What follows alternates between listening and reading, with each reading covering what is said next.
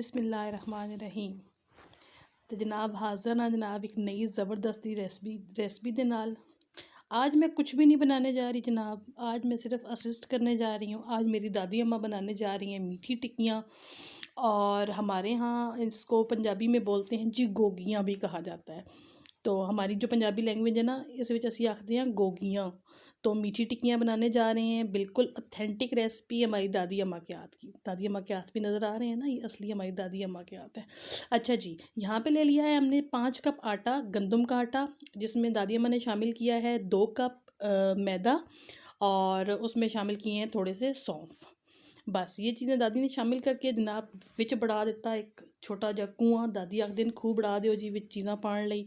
तो फिर उन्होंने बना दिया बीच में एक छोटा सा कुआं, और उसमें हमने शामिल कर दिया 2 अदद अंडे। तो यहाँ पे हमने जनाब ले लिया था गुड़, 1 किलो गुड़ लिया था दादी अम्मा ने, जिनको उन्होंने किया था आधा कप पानी के अंदर भिगो के रख दिया था, नीम गर्म पानी के अंदर, ताकि थोड़ा तोड़ के डाला था ताकि जो है ना गुड़ अच्छे तरीके से मेल्ट हो जाए। अब जहाँ पे हमने कुआं तैयार किया था, वाह कितना सौखा काम है कुआं तैयार करना। अच्छा जी, तो उसके विच असी पा दिता जनाब 1 कप के बराबर नीम गर्म दुध, ते नाल ही असां सट दिते जनाब विच ड्राई फ्रूट्स। दादी अम्मा कहती थी कि इसके अंदर खोपरा डाला जाता है क्रश हुआ हुआ, जो बहुत ज़बरदस्त टेस्ट देता है, लेकिन वो उस टाइम मेरे पास मौजूद नहीं था।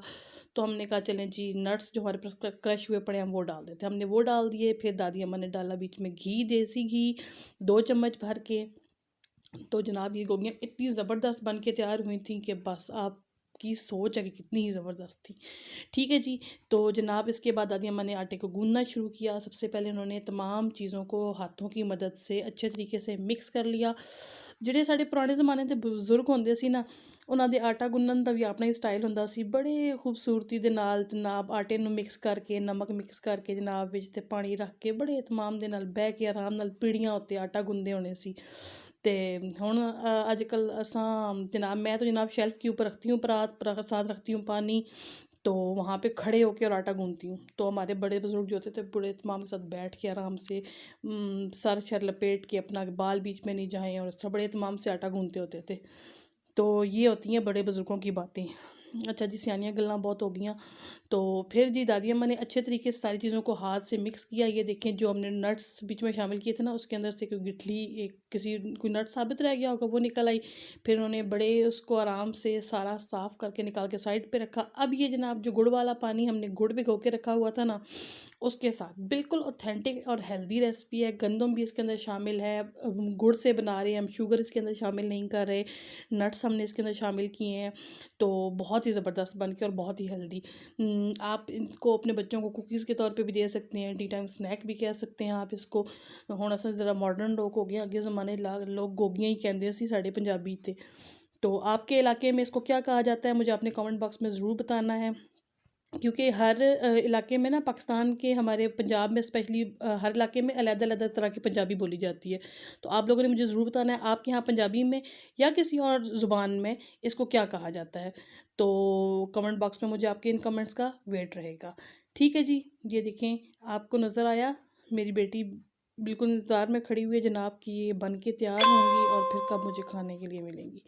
तो बच्चे वैसे भी बड़े एक्साइटेड होते हैं कि कुछ डिफरेंट बन रहा है, तो कुछ मज़ेदार खाने को मिलेगा। और मेरी छोटी बेटियां तो बहुत ही खाने की शौकीन है, वो तो बिल्कुल जब तक ये तैयार नहीं हुई बिल्कुल पूरे एहतमाम के साथ साथ मौजूद थी। अच्छा जी, आटा गूँधने का काम हो रहा है, आप जैसे कि देख रहे हैं। अब होता ये है कि गोगियों के लिए आटा गूँधा जाता है, चूँकि उस वो शक्कर या गुड़ को मिक्स करके जब गूँधा जाता है ना, तो वो थोड़ा-सा चिपचिपा होना शुरू हो जाता है। मतलब आम आटा तो बहुत ईज़िली गूँधा जाता है ना, इसको थोड़ा-सा जो है ना चिपचिपा होने लगता है, हाथों से चिपकने लगता है। तो इसके गूँधने के लिए आपने पानी को बहुत एहतियात के साथ थोड़ा-थोड़ा करके गुड़ वाले पानी को शामिल करना, एकदम से बहुत पानी नहीं डाल देना, वरना वो एकदम से बहुत ज़्यादा चिपचिपा हो जाएगा और फिर आटे को सेट करना ज़रा मुश्किल हो जाता है।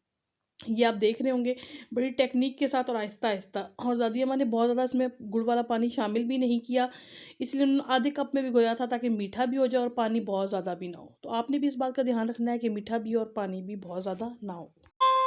लें जी, गोंगियाँ बनाने का प्रोसेस भी स्टार्ट हो चुका है। ये देखें दादी अम्मा हमारी छोटा-सा पेड़ा लेती हैं, हाथों की मदद से उसको यूँ बेल के और उसकी गोगी तैयार करती हैं। मेरी वालदा ने उनको कहा कि जनाब ये इतना औखा काम करने की लोड़ है, एक बड़ी सारी रोटी बेलो ते गिलास या कोई चीज़ लैके विचों कट लो, जिस तरह आजकल की यंग जनरेशन करती है और हम लोग करते हैं। दादी ने कहा नहीं जी हमारे ज़माने में ऐसे होता था, मैं तो ऐसे ही बनाती हूँ और अब भी मैं ऐसे ही बनाऊँगी। तो वो ऐसे देखें जनाब हाथों की मदद से बिल्कुल उसको छोटा सा पेड़ा लेती हैं, बेल के उसको वहाँ पे रखती हैं और उसके बाद उसकी छोटी सी गोगी तैयार करती हैं और बिल्कुल उसको लेवल करके और उसके बाद डिज़ाइनिंग के लिए आप हमारे औज़ार देखें। ठीक है जी, दादी मेरी कहती हैं कि जब हम लोग अपने ज़माने में बनाते होते थे, यंग थे और हमारे पास डिज़ाइनिंग के लिए और कोई चीज़ नहीं होती थी, हम ये माचिस की डिब्बी इस्तेमाल करते थे या फिर हमारे घरों में तौल हुआ करते थे, हम उन तौलों को इस्तेमाल करके इसके ऊपर फूल डालते थे। तो हमने जनाब बिल्कुल इसमें कोई मिलावट नहीं की, बिल्कुल ऑथेंटिक रेसिपी दी है आपको दादी अम्मा के हाथ की बनी हुई। ज़रूर ट्राई कीजिएगा और मुझे कमेंट बॉक्स में ज़रूर बताइएगा मेरी रेसिपी आपको कैसी लगी।